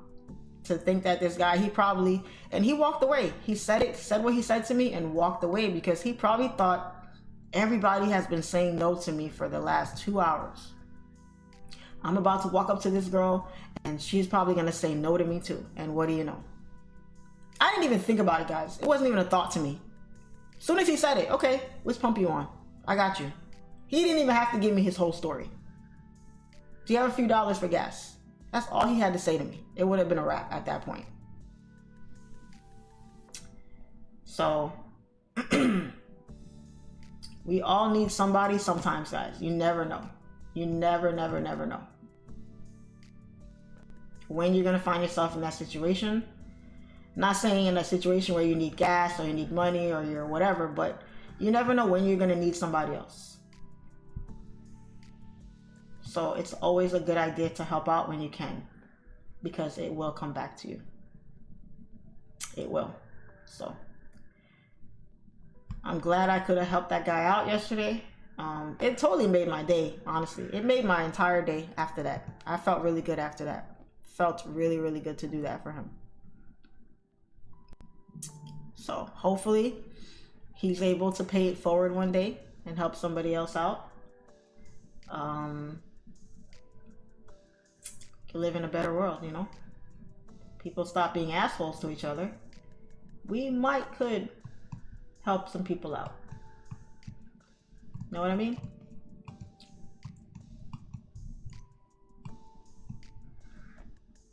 This is why you are blessed, Charlene. You probably changed that man's whole day. Yeah, he changed mine. He changed mine for sure. When you do stuff like that for people, it stays with you, guys. It stays with you. You get that warm, fuzzy feeling in your stomach. Warm, fuzzy feeling in your stomach. I'm trying to figure out on gold if I have to be worried about this resistance or this resistance here. That's what I'm worried about here on gold, because gold is failing. Gold is doing what US30 was trying to do yesterday. It was trying to break and make lows to come down, and it could not, and it started going bullish. So if we break these highs, we're going to see, but I have to worry about this high over here. I mean, these highs are relatively close to each other, so it's about the same, but we'll see. Where's the volume? Jesus. Even 8:30, we didn't have no volume today. Oh, today's horrible. Today's horrible. I don't know, guys. I don't know. Maybe today might be a no trade day for me. I don't know. But here's what US30 is doing now. US30 has been chilling here for a minute. If it does this, and then we have a nice support formed here, I would definitely take a buy here and ride this baby up and put my stops below those lows. So my trade would look something like this. So US30 keeps bouncing here. Maybe we get another pullback here and we push, because we're holding this area here. Let me see, it's 9:18. So at 9:30, let's see what happens at 9:30. Let's see, because this is a long drop for price to pull back to. Don't know if we're going to get that pullback during this session. It's 125 points away. So let's see. Because if we start forming structure above these highs here, above yesterday's highs, that's a good indication that we're probably going to continue up. Prices created a bottom wick, and we're going to start pumping bullish. Yeah, see on the 30-minute how clean this looks here? The only problem is the last area of support that we have is way down here. Even on the 30, on the 1 hour, no support. 4 hour, no support. Okay? By no support, guys, I mean this. This is our last area of support on the 4 hour time frame right here. This is the last area that's going to maintain price to push. So if this 4 hour candle, which just opened and is going bullish, cannot maintain the buys, there's nothing stopping it from coming back down to that support, retesting it, and then potentially going up or coming all the way back down. And then on top of that, this 4 hour candle just opened, right? We're what, 20 minutes into it? And it's going up first, which is not what we want to see. We'd like to see it go down first, reject, break its own high, and then turn around and go back up. Now we're good. We're good with the buys. So if this thing keeps on pumping here, there's no real confirmation that it's safe to enter the buys because there's no valid area of support here. There's none. So it's a iffy situation. So if we form structure, it's forming structure on the 15-minute. If we can form something maybe on the 30-minute, that'd be great. I mean, that'd be really great. We'll see. But today is a patience game. I think today we're probably not going to get something until maybe 11, 12. I think in the way of an entry, you know, because if you enter buys here, you can take the buys while you. I'm not. These are not my entry confirmation, so I'm not taking no goddamn buys at a high. I'd rather wait for price to make a low.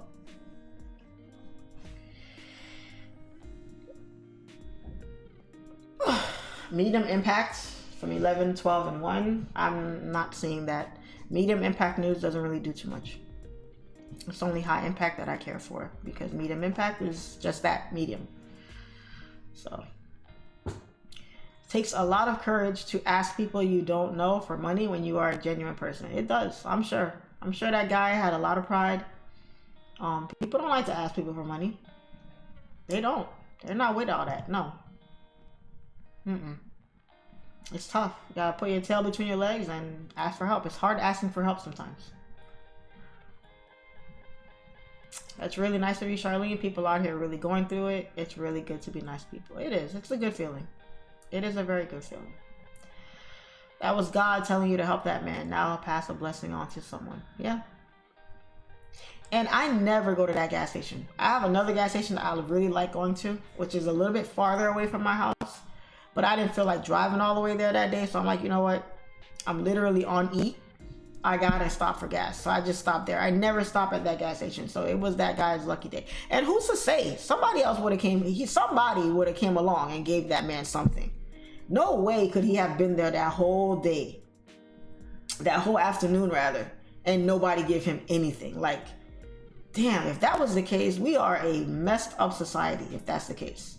You mean to tell me you can't give somebody $5, $10, $15 for some gas? Somebody got that. We spend money on some of the dumbest shit. Don't tell me you can't give somebody $10 for gas or whatever it is you have. Come on, people. I didn't care about all those other people that said no to him. It was that cop that said no to him that really got to me. It was the cop. Because no one's obligated to help anybody. You don't have to help somebody just because you can. But when you put that uniform on and you're inside that police car and it doesn't matter where you are, anywhere you go, you are seen as a symbol of help. If shit hits the fan and if you're in a restaurant grabbing lunch on your way home and your shift is over and somebody sees your police car outside and they know there's a cop in there and somebody just robbed me, they're not thinking, man, I think that cop is off duty. I think he's going home. I don't think he's on. They're coming in there because you are a symbol of help. You have an obligation and a responsibility to provide that help. Now, if you can't and you just genuinely can't, if that cop was dead broke and he was like, look, man, this is my police car that I'm filling up. This ain't even my gas money. I can't help you. That's one thing. But if you can help someone and you just blatantly choose not to just because, that's fucked up. And I guarantee you're going to find yourself in a situation where you need something and you need help and people are going to give you their ass to kiss. Guarantee. Somebody is always watching. How much for gas up the whip? What whip? Charlene, is there a way to listen to FOMC speakers live somewhere? Majco, type that, copy and paste that same question without my name in it and put that in Google. And I guarantee you that your answer will pop up.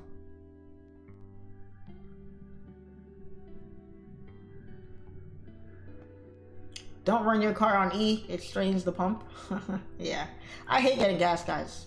I hate it. I don't like putting gas in my car. I don't like pulling up, walking into the, standing at the, no.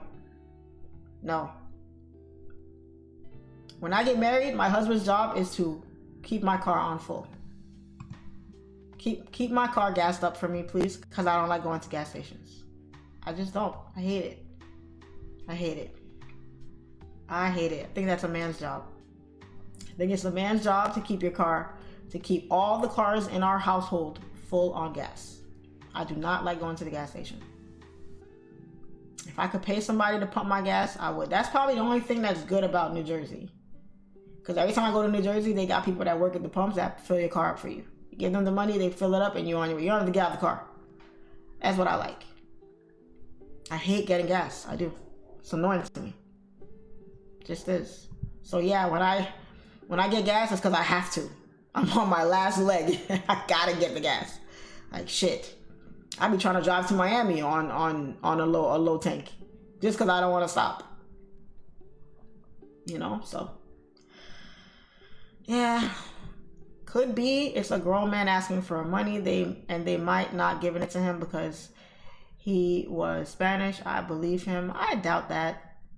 I doubt that. Miami has turned into a very highly population of Hispanics. Everywhere you go is Hispanic. You literally get cussed out because if you go somewhere and you don't speak Spanish, they look at you crazy. They look at you crazy like, what do you mean you don't speak Spanish? This is America. I'm telling you. Florida, pretty soon, will be all Hispanic out here. All Hispanic. Everybody here. There's parts of Miami that I literally could not work in because everybody there only spoke Spanish. So I don't think it was because of that. Everywhere you go, somebody speaks Spanish everywhere you go. They might not speak a lick of English, but they speak Spanish. So, just saying. Just saying.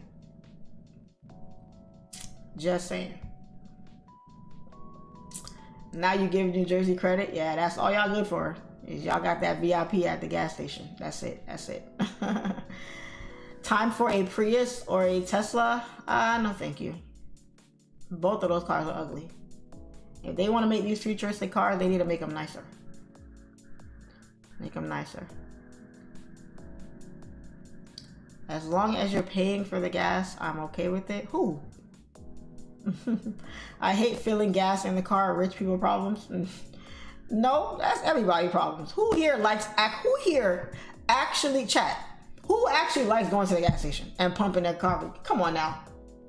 That ain't no rich people problem. That's an everybody problem. Nobody likes filling up the gas tank. No one likes going to the gas station. I have never met someone that says, you know what? I really like going to the gas station. I've never heard that. No. The issue I see is people tend to judge when someone asks. I don't believe it's our job to judge why someone needs something. Give with a pure heart, and if they are scamming, that's on them. That's how I go about it. I got a Buick and I hate it. Yeah. Yeah. I ain't gonna lie. You shouldn't judge when you're about to give someone something. But there have been times I have said no to people who have come up to me asking me for money because they look like they look cracked out.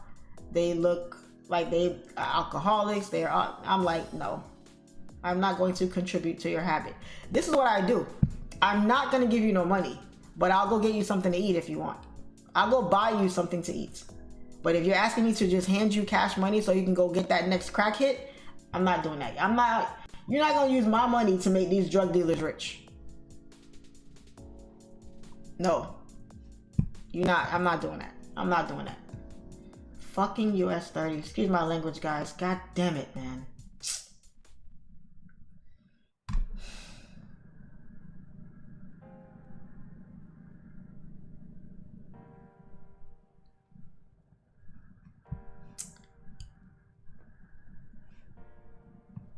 I'll drive past 5 gas stations to get to the one that has full service.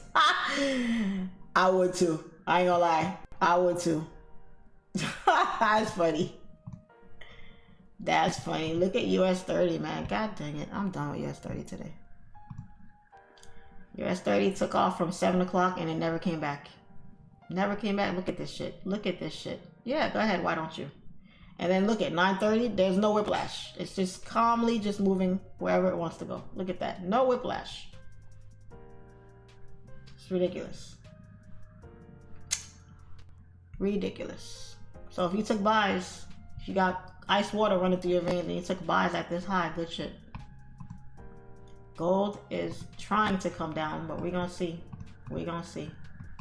It needs to break this low. It needs to break this low. We need to break that low, get a nice closure below that, and then watch this come down.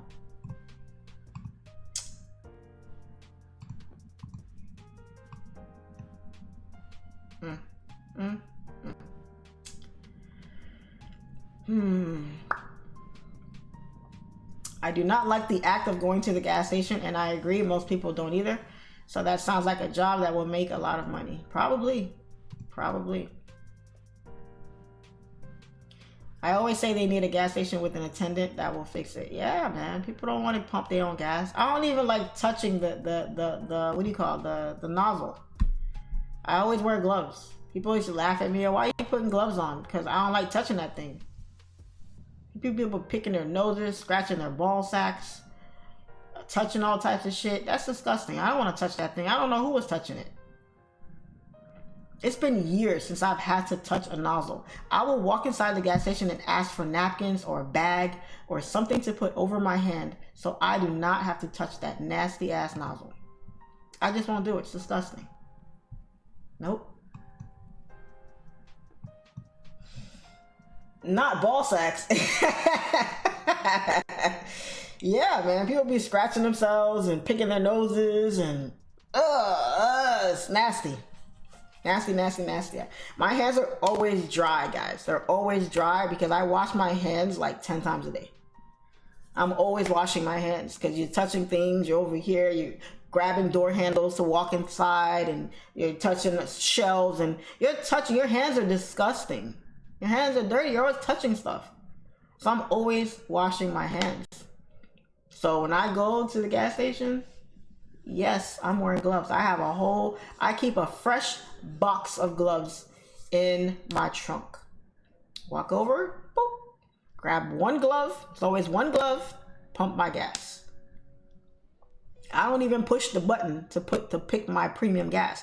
I use the gloves, the gloved hand, I fist pump it, boom. Here we go.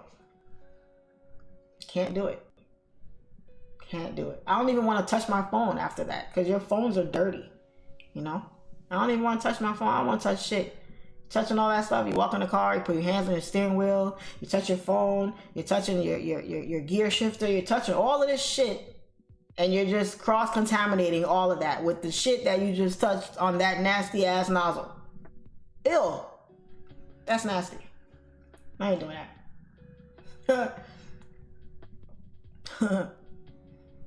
Do you count yourself as a millionaire? Mentally, I am. But on paper, no. I'm not a millionaire on paper.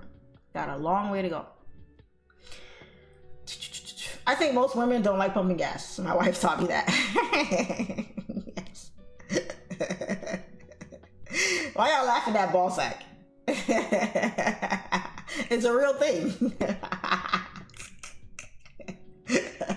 Fumanda cheese on the handle. Come on, y'all. Y'all can't tell me those nozzles aren't nasty.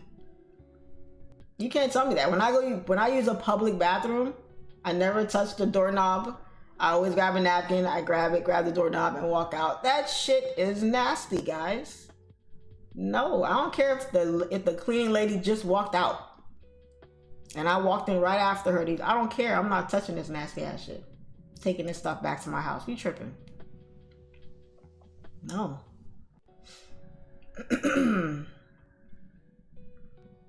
I don't mind pumping gas unless there's a guy in the car. If I ever have a guy in the car, I'm not pumping shit. I'm just looking at you like, I'll pay for it, but I'm not pumping. You gonna pump. You're the man. Get your ass out there and pump. Nope. And I always go inside. Always go inside. I don't care if it's pouring rain out. I'm not paying at the pump because you're gonna get scammed. Those things, those card swiping machines and stuff like that stuff is real. That stuff is real, man. I'm not doing it. I can't with Charlie. It's hilarious. I gotta make this live fun for you guys while we sit here and watch these candles just take off without us. I got to. Otherwise, you guys won't come back. Y'all gonna be like, man, she's boring. Let's go somewhere else. I literally think of stories every day to tell y'all every day. I have like a whole schedule of shit that I gotta talk about with y'all every day. I gotta keep it interesting for you guys. What y'all want to talk about today? What are we gonna talk about today? We're gonna talk about politics. We're gonna talk about this. We're gonna talk about that. I was watching Cat Williams roast Wanda Smith yesterday. I must have watched that shit like 10 times, cracking up, because he cooked her ass. He was cooking this girl, and I felt so bad, because I'm a sensitive girl. You know, I feel bad for people. I feel bad for people easily, and I genuinely felt bad for her. I was like, yo, who here actually saw that roast? Who saw the Cat Williams and the Wanda Smith roast on YouTube? That shit happened in 2018. It went viral in 2018, and then it went viral again when Cat did the interview with Shannon Sharpe. And I actually didn't know about it in 2018. I never heard about it in 2018. I actually went looking for it after I watched the podcast, and I was like, what's this roast everyone's talking about? And I went and I watched that shit, and I was like, oh my God, that poor lady. That poor lady. I don't know how she didn't just commit suicide after that shit. I hate to say it, but he cooked her ass in front of everybody. That video had like 10 million views, and that was one. There's like 50 more online that also have millions of views. And I'm like, that poor lady, man. And she lost her job behind that shit. Listen. Yeah, she called her husband to go check him and all that. Listen, and she's lucky he didn't press charges, because her and her man would have been locked up. And I'm just saying, man, she tried it. She tried it. She tried it. You're going up against a comedian like that. Like, this man shows sell out everywhere he goes. That man is so funny, and he's so quick with it. And she came for him. I'm sorry, she came for him. And I ain't gonna lie, she gave him so many alley-oops, because when she hit him with that broccoli, I said, oh God, oh my God, of all things. Somebody asked you a question about what is your best dish. If you cook and you have a good dish that you make that everybody likes, who the hell says broccoli? Like, she literally gave him that joke on a silver platter, and he roasted her ass with that shit. Oh my God. Y'all want to watch it together? I'll watch it again. I don't care. Shit funny.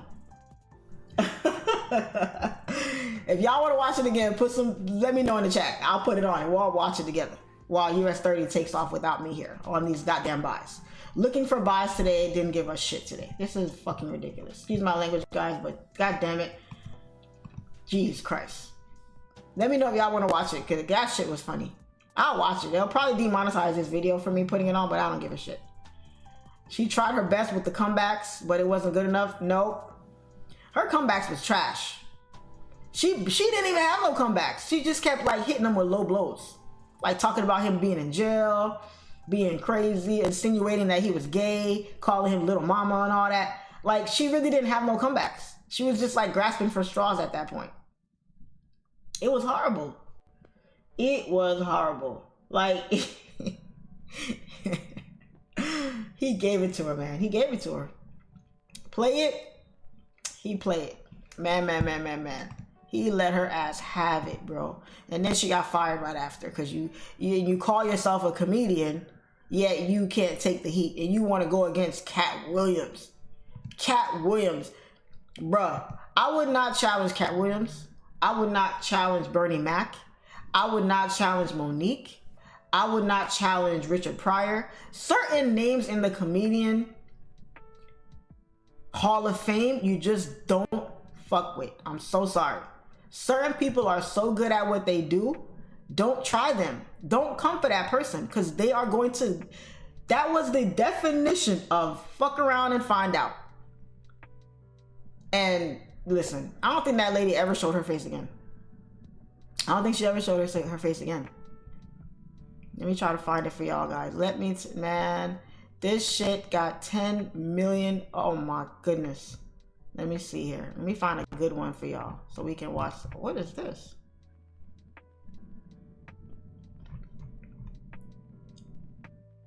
Let's watch it. No, I don't want to watch that one because the lady is talking in the background. Oh, let's watch the we'll watch the one with Joe Rogan. That shit was funny. We'll watch the one with Joe Rogan.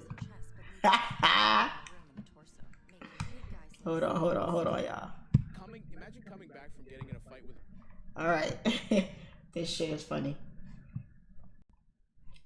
All right, y'all. We'll watch it together. I'm gonna keep my eye on US30 though. Keep my eye on US30 before it tries to do something freaky here over here. All right. The child. he got fucked up by like a middle schooler. Yeah. And then it's like he's doing arenas like 2 years later. Everyone's like, well, that's it for Cat. That one time when he's. Let me see. Gnarled. Nah, that one is funny, but that one's funny, but here we go. This one right here. This one's better. This one is exactly what happened. Sunday, so 50 million shows. No. And last time you were here, it sold out. Hey, Crazy. That's been a blessing. There's definitely been a Guys, blessing. he's going to roast this lady. She's not going to know what hit her. Let me show y'all. Now you talked about you got a special coming up. I'm working on the special right now. You know what I'm saying? I'm working. I'm gonna with- fast forward it HBO Comedy to Central. to the beginning. Sales for your If you want to last watch the whole video, guys, just go back and watch it. But there's a whole exchange with them where you can see the tension building up between them, and then there's a part where they just really get into it with each other, and he just goes in on her. He fucking annihilates her ass on live radio, and everybody watched it. It was crazy. So Monique's last tour had 316,000 tickets. Therefore, that's what she got offered. My last tour had $2.4 million. Tickets, and so the Caddish in the movie Ghetto. When did that become marketable? Not skin. So knock it off. She's look. I'm just getting to the roast, guys. That's a harsh word in my household, man. Your kids when they were little. Oh no, I didn't cuss around fashion. All right. So to be able, the father of 7 with an unlimited food budget, you can make pictures of my children available on the internet in any way, shape, form, or fashion. All right. So to be able to protect a squad of black children's privacy for 19 years has been a blessing. That's dope. You cook? Do you cook for your kids? Absolutely. Tell me some of the things you cook that they're proud of. Like, Dad made some. You got the best spaghetti. You got the best steak. What do you have? As a father of 7 with an unlimited food budget, you can make whatever is necessary. I With said what 7, they like. excuse me. Excuse me. I'm I still said, what do they answering. like? You see how she's like pushing, she's like poking the bear? She's like going in on him. Just because you're a poor interviewer doesn't mean. I said, you answer the question and just tell me. Man, you're a what they strong like. black woman. Is it Answer okay the for me to question. answer? Come You on. keep interrupting the answer. Everyone can hear it. It sounds like you like me a little bit. It's starting to bleed over the airwaves. It is. Oh, really? I want to let Come everybody on. know that Wanda got some lipstick on right now with enough glitter for the 4th of July 2020. That's right. Kissable lips. So okay, so what do you cook, Kat? All right, so the thing is, with 7, you become a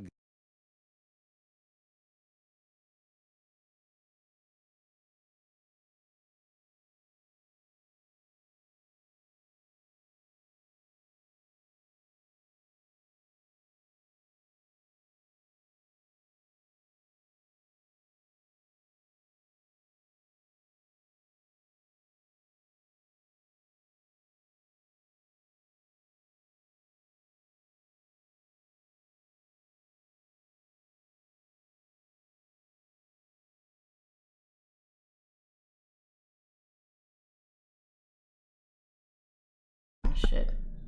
My bad, guys. I'm looking at US30 real quick. We did reject these highs. This was the high here that I wasn't sure if we should be concerned about. We did reject those highs. And I think price is gonna tap into that high at some point. Let me just look at the higher time frame real quick first. So this is the issue I'm having here. We rejected again. You see all these rejections, guys? Rejection, rejection, rejection. Now another rejection here on the 4 hour. Price pushed up and we rejected. So there's a high chance we could come back to maybe this support here or push back up. So the zone we want to see being respected is here, right around here. We're pulling back very, very nicely here. I want to see if we can come down to this area here. Yes, come on down, come on down. This is the pullback we were waiting for. Let's see if she comes down to here or here. We're gonna wait and give it time to see where she rejects from. But my plan, my trade idea is going to be something like this. Would love to see her pull down, boop, and then turn around and go bullish. So we'll see if price is going to react here or actually come down to these lows. This zone here, this area right here is where we want to see price react from. So we're going to wait and see. Okay, if you guys want to take sells here, I wouldn't. You can, because I think this is going to come tumbling on down here. All right, so we're going to watch and see. Good cook just because you with salad and bread. If you watch YouTube videos, Brett,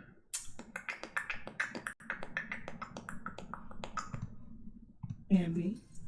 Want to know she eat from Publix, and there's a meal with a budget of about $64 that'll feed 70. All right. I love it. All right, so this is where the road starts, guys. This is where he starts annihilating this lady. All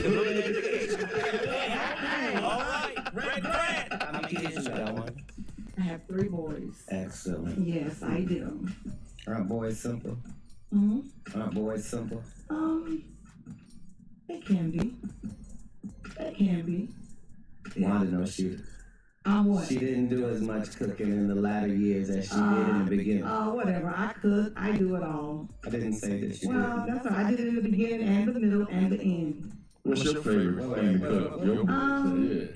They like for me to. I do a really nice broccoli. They like my broccoli and they love my baked chicken. Hey, right now, look up your phone and see what it takes to make broccoli, and tell me does it say heat up water? Is that the only step in broccoli? Heat up water? Simmer. Have you ever heard of burned broccoli? Can you burn broccoli? You can't burn it because it's made in a pot of water. You don't know nothing about. You know what her second meal they love from her? What I do with corn. Whatever. I like to get it out that can and I put it in there. And then I get a can of water and I put it on there. And then I get some Zatarain's. They don't expect that. I sprinkle Zatarain's on my corn. Great cook. Whatever. Yes, ma'am. You good at heating stuff up. You're good at telling us about what's going on in jail. Yes, ma'am. See what I'm saying? She hit him with the broccoli joke, which was an alley-oop. He roasted her on that, and she didn't have no comeback. She didn't have a comeback. She came back with, oh, you're good at telling us in jail. So, oh, you just hitting below the belt now. You just taking it somewhere that you didn't have to take it because you don't have a comeback. That was her comeback, like talking about his history of being arrested. Crazy. That's why I don't feel bad for her. She got exactly what she deserved on this live. I mean, I do feel bad, but I don't. Man, getting out to tell you. But I'm going to tell you at an arena named Phillips, and you going to tell me at the Atlanta Comedy Theater. That's right. True. Tomorrow, be there.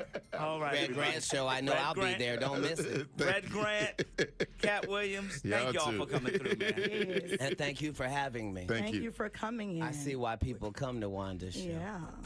Because Frank Ski puts it down. That's right. Get on out here with your crazy ass. Is he crazy? And help me get to the salon. All right, it's the People Station Viewer 3. Your hair is kind of... That joint was. My hair is 19 inches long and I have no perm. You don't. Oops. Oh, that's not a perm. No, it is not. Nice lady. That's natural. Come run one of your gnarled Well, fingers. come here. Come here. While you on air, Come so on. they can hear you live. Come on. Let me come over here. No. That's not how that works. Oh, okay. Well, then stay over there. Don't worry, ain't nobody putting their hands through yours. That's right. They don't have to. I don't want them to. Get on out of here. You okay? You okay? Are you all right? Only one of our hands moving while we talk. Are you all right this morning? Are you okay this Red morning? Grant, Atlanta Comedy. Tell Wanda to take off them headphones and that wig. And make sure. That wig and that headphones and come take off together. them old ass clothes you got on. How about that? Yeah, they're old. Versace, yeah. She had no comeback, y'all. No comeback. All she kept saying was, oh, your hair is this. You had old clothes on, this and that. Like, he had no comeback. She had no comeback. He roasted her ass. It doesn't matter. It doesn't matter. It She said said, Versace. I want to apologize to the people at Versace Collection. This is your 2019 summer line that hasn't come out. But you had to open it up and show us it was Versace. I wanted to. No, I didn't have to open it up. These people are on radio. They can't see anything. Yeah, but you opened it up so we could see it. Yes, We see ma'am. it. Well, happy. And happy whatever for you. store is for the Black Lane Bryant. That's right. That's right. Very proud. Okay, let's Very play some proud. music real quick if we can. We going to a break real quick? Very All right, cool. We proud. go to a break. Shout outs to Forever 21 Yeah. Necklace Collection. That's right. Shout out. They don't to remember you. me for wilding out, right? I'm not the right one to Jones on. Get this inmate out of here. If you can't get your blood pressure down, you can't call me down. Whatever, little mama. If your cholesterol is 600, Whatever, little mama. I'm Lil Mama's baby daddy. No, you little mama. Yes, ma'am. Hey, And what girl. are you, girl? You probably shouldn't talk about sizes. No, that's okay. You big on the radio. That's right. And you're big Turn in it prison. down. And you're yes, big ma'am. in prison. I've never been to prison. You have 19 several felonies, no times. convictions. Yeah, Knock it yeah. off. Prison Okay. and jail aren't the same. No. Okay, No. okay. Calm No. down, calm down, Only one of us has calm $12 worth down. of jewelry on. No No. $12. No. That all is available. $12, If you $12. want to have Wanda's jewelry, please go to Citgo Go Shay. or Quick Come Trip get at Miss any Cat. point. Come get If you Miss buy Cat. 2 packs of Newport 100s, they will give you everything Wanda has on right now for $7.99, and it comes with a free car wash. Won't you come on down? Yes, thank you. Absolutely. We appreciate it. Go The Shay, show please starts come at get 9. her. Wanda gets to the stage at 9:17. Go Please come Shay. on down. Go Shay, please come get Miss Cat and do her hair. She's almost out of breath. Be careful now. Even on the radio, you can Yeah. hear the fact that exercise has crept into her vocabulary. Yeah. Hurry up, little mama. We're done. You already used that one. Don't Yeah, repeat your and jokes, I'm Fresh looking at Comic. it All right, go ahead. That boy said you big on the radio. I don't mean to laugh at that, but you probably shouldn't talk about sizes. Yeah, she got what she deserved, man. She got, you go against a great like that, you gonna get the business. You are going to get the business, honey. And she got it. She got it, and man. Shoo! I don't know, but that thing was funny. I watched it like 10 times. That shit was so funny. It was hilarious. He let her butt have it. She didn't know which way was up. She did not know which way was up, honey. Crazy.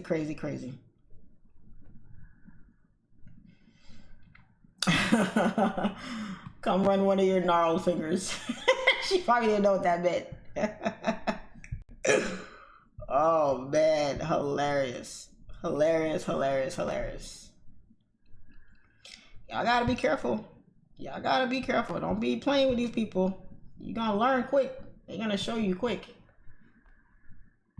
They're going to show you who you messing with. So yeah, the Shannon Sharp thing brought that back to light, and that poor lady got roasted again.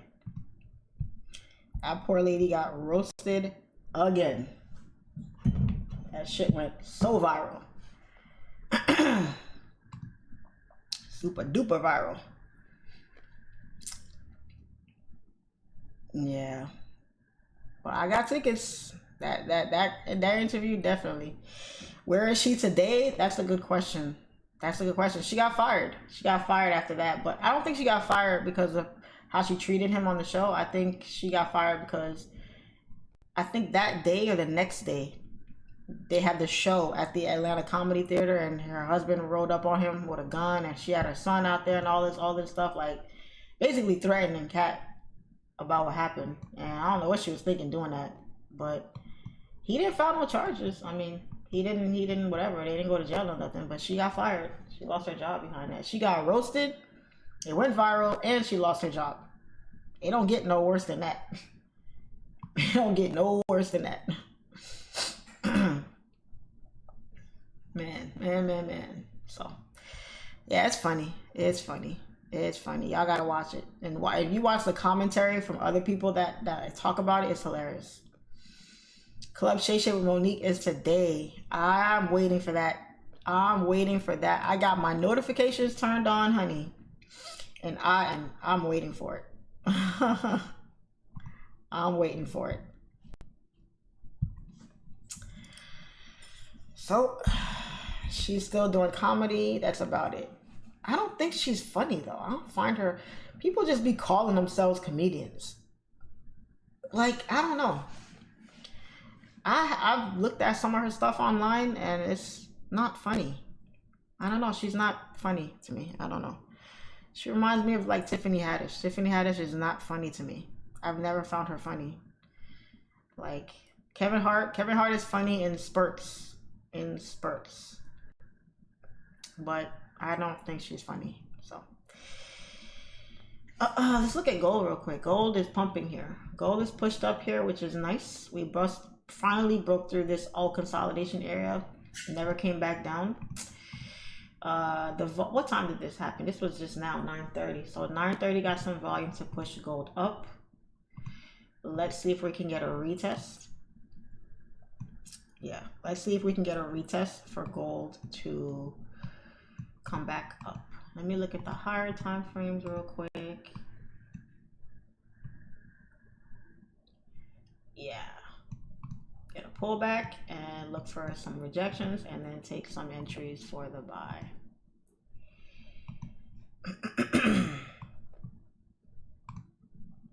Lately, what I've been noticing on both gold and US30 is that, like,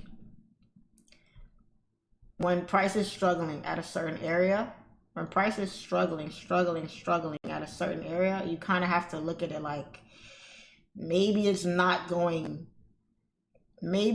not going to go that way. You know, it's tough because it's like, are you moving or you just need volume? What is it? It's hard to tell, you know? So I don't know. It's you have to pick between actually waiting on volume or the trade going the opposite direction. Or the trade going the opposite direction. So hard to say. There's a whole lot going on here on gold. A whole lot going on here.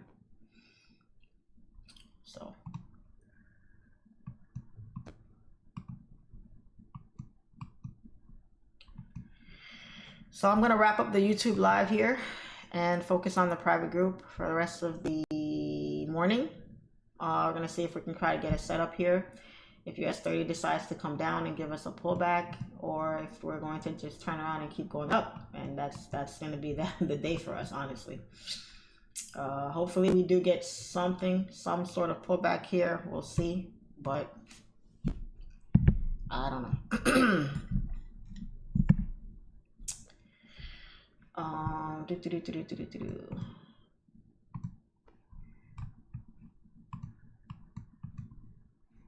I mean, if we start forming structure here, which is what I said earlier, we may not get, you know, what you call it here. We'll see.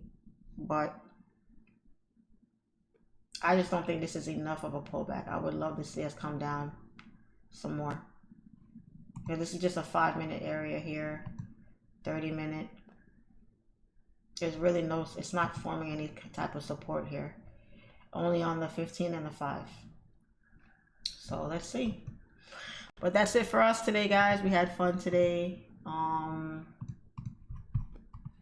I will see you guys tomorrow, same time, same place. My 3-day in-person class, there's only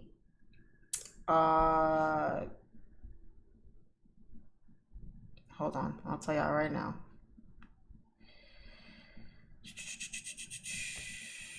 There's only one seat left. One seat left.